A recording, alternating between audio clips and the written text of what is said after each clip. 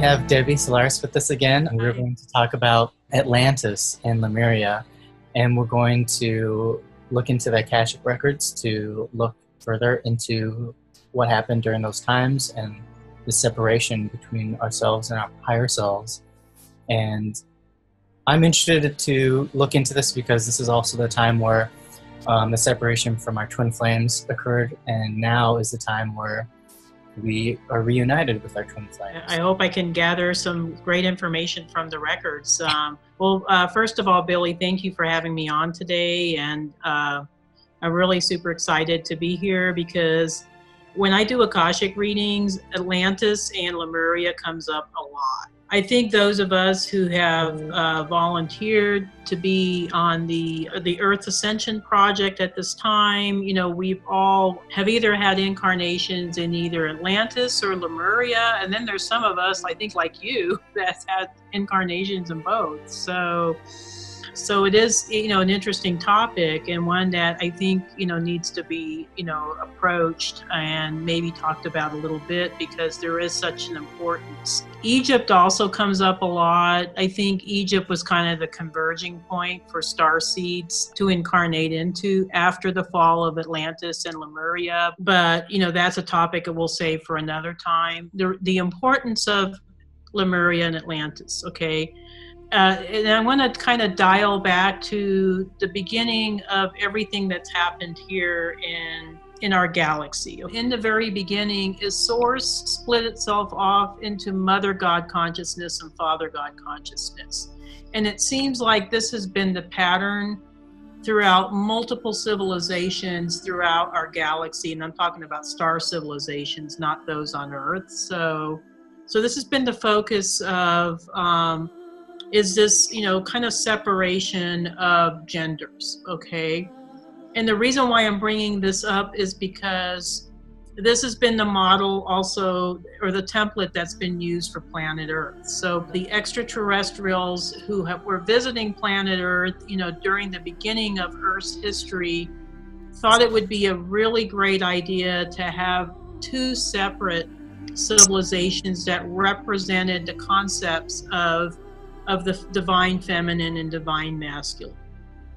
I think now in our society today, or at least in our timeline, we're looking at more of an integration of these two energies. I think in response to that mistake that was made, because I think initially, in order for us to become truly whole, and this brings in kind of the twin flame concept, is that we'll have to bring in or integrate more of the masculine and feminine energies and not keep it separate. But going back to the beginning of Earth's history, there were several extraterrestrial groups that wanted to start, I think, a sort of experiment to see if they could take the templates that have worked so well in some of the other star systems like the Pleiades and Sirius and Andromeda and Arcturus, and see if they could create a kind of a smaller model version of that on Earth.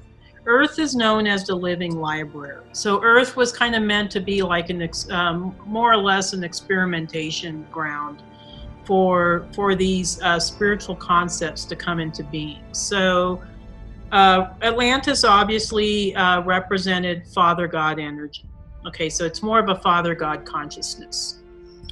So those souls that I think felt like they wanted to start with the Earth Ascension Project started off and had more of a Father God orientation, started off in Atlantis, okay? Those who had more of a Mother God or more of a spiritually oriented consciousness, you know, started their journeys here on Earth in Lemuria. I would say from what I've seen in the records, you know, because I do a lot of Akashic readings, the majority of people chose Atlantis. But I do have some souls that are definitely more Lemurian, and then there's, you know, some like yourself, Billy, that have had incarnations in both, and probably that was the intention. Your intention was to integrate those energies within your soul. Okay, but that's kind of I think the background information with Atlantis and Lemuria. And I also understand that when these energies are balanced and neutral with each other and combined, there'll be restoration or a emergence of this time called Avalon. Go down many rabbit holes with Babylon. Okay. Avalon was actually originated from Lyra. Okay, so pretty much everything kind of, our Earth template originates in Lyra. Okay, so Avalon was a planet it was actually a planet in the Lyran system that conceptualized to be a paradise planet. Okay, so it was pretty much the kind of the integration of everything that was, positive and good. So I think that's why a lot of us, when we hear that word Avalon, it kind of springs like a fond memory, or I don't know, it's just kind of I think a lot of people, they feel that their hearts warm when they hear the word Avalon, because they have memories of their lifetimes on that particular planet. And just like with Atlantis and Lemuria, I think the concept of Avalon was, I think, attempted to be recreated on planet Earth. I know the one that I'm thinking of in particular was in, the Arthurian times in the British Isles, so I think they tried to reestablish Avalon, with their culture during that time.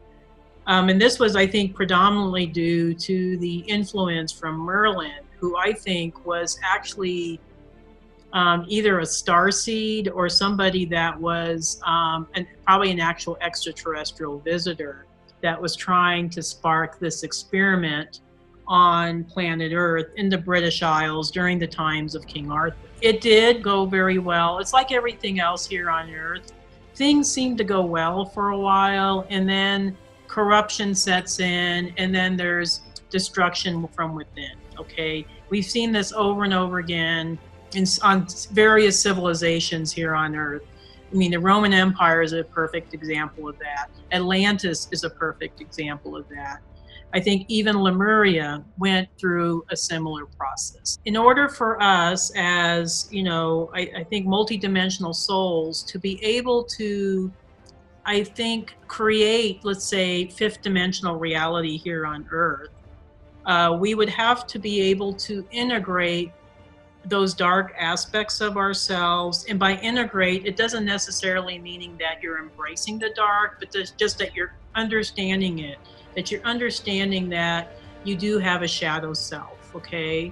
So that way, if we're able to internally integrate our shadow selves successfully, we don't have to be faced with it on the external level, okay?